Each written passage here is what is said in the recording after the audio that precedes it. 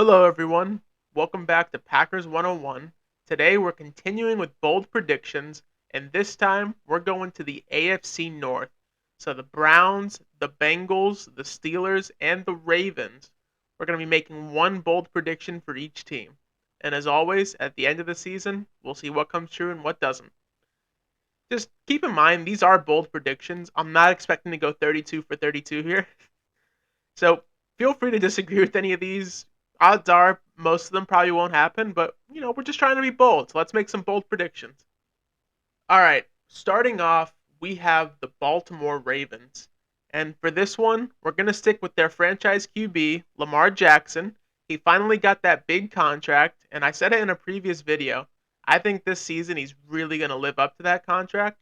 So for Lamar Jackson, we're going to say that he has the most passing touchdowns and passing yards that he's ever had in his entire career. That's right. In 2023, Lamar Jackson goes nuclear. He has an MVP type season like he had before, but this time he gets it done more through the air. So I like what the Ravens did this offseason. They signed Odell Beckham Jr. Yes, I know they paid him too much, but I think at his peak, he can still be a good receiver. The only question mark is his health. Gotta hope he stays healthy because on that Rams Super Bowl win, when Odell Beckham was there, he played a big part on offense. And if he didn't get hurt in that Super Bowl, there's a good chance he could have been the Super Bowl MVP. There really was. But regardless, I know he's aging. I know he hasn't played in a long time. I still think Odell Beckham Jr. can be great. I like what they did in the draft. They got Zay Flowers at 22nd overall. They have Rashad Bateman in there. So the wide receiver core, it's coming along for Baltimore. It's not as bad as it was.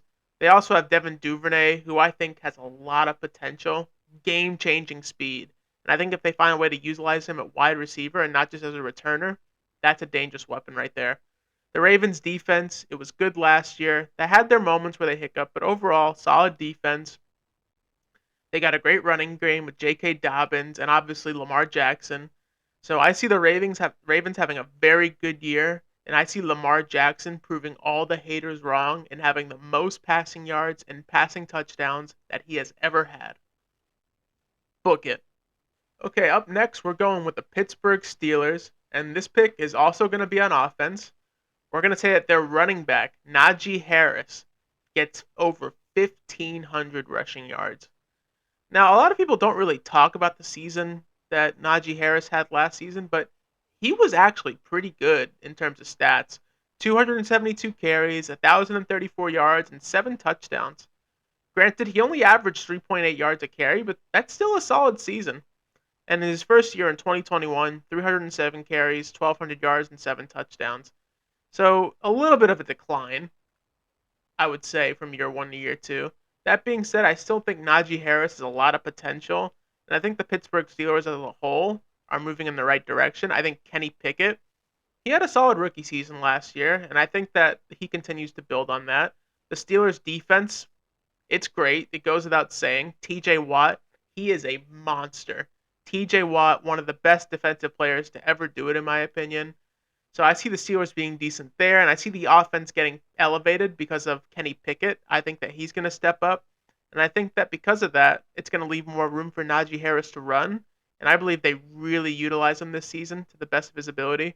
Mike Tomlin, great coach, never had a losing season in a very long career. He should be more respected than he is, and I think that he's going to get Najee Harris heavily involved. So Najee Harris over 1,500 yards, I see it happening. Up next, we have the Cincinnati Bengals. I love the Cincinnati Bengals. I won't even try to hide it. I love Joe Burrow. I love Jamar Chase, Tyler Boyd, T. Higgins. Love it all. Trey Hendrickson. It's great. So, with that said, we're going to say that the Bengals finish first in the AFC. Yes, over Chiefs, over Buffalo, over the Jets, over any other team in the AFC, the Bengals finish first. The Bengals just really have a great roster, and the general manager really deserves a lot of credit. He built a great roster over there. So at quarterback, Joe Burrow goes without saying, one of the best in the league. Joe Burrow's great. Jamar Chase, amazing wide receiver. We all know what he can do. Tyler Boyd, he's great. T. Higgins, he's great. And these guys were all drafted there, all of them. So amazing drafting by the Cincinnati Bengals. Bravo. Bravo. All right, now that we've got that out of the way, Joe Mixon, even though he's had an up and down career, I still think he's a solid running back. O-line is pretty good. I like that the Bengals also signed Orlando Brown from the Chiefs. I believe they needed a little bit of a boost on the offensive line, and now they've got it. That defense is good, headed by Trey Hendrickson. They're sneaky good, that defense. You don't realize how good they are until you actually watch them play. But the Bengals defense last season, it was pretty good. So that being said, I think all that talent, especially on offense, I don't see them being stopped. I don't see any team in the AFC having a better record than the Bengals, so Bengals first in the AFC. Book it. And last, and again, definitely least, we have the Cleveland Browns. I really don't like the Browns. I'm not going to get into why, but I think you all have a decent idea why. So we're going to say that the Browns finished last in the division. I think that people are favoring them over the Steelers. I think that's a mistake. I don't see Deshaun Watson returning to what he used to be in terms of production. They have a good running game. I will give them that. Nick Chubb, great running back. He's a top 5 running back in my opinion, and I believe he deserves to be talked about more. That being said, I don't think he can carry the team. The defense is good. Myles Garrett's good. Denzel Ward's good. We all know. Wide receiver, they got Amari Cooper. They got, even though a guy who flies under the radar, Donovan Peoples-Jones. I think with an opportunity, he can be great. That being said, I don't like the quarterback. They gave him way too much guaranteed money. I don't think he's going to show up this season. I think he looks sluggish and very bad, just like 2022. So, Browns, you finished last in the division despite all that money you're paying out. So, I hope you're proud of yourselves. All right, that's my bold predictions for the AFC North. Do you agree with me? Do you disagree with me? Feel free to let me know in the comments and post your own bold predictions if you like. That's going to do it for this video. I hope you all have a good day. See you next time.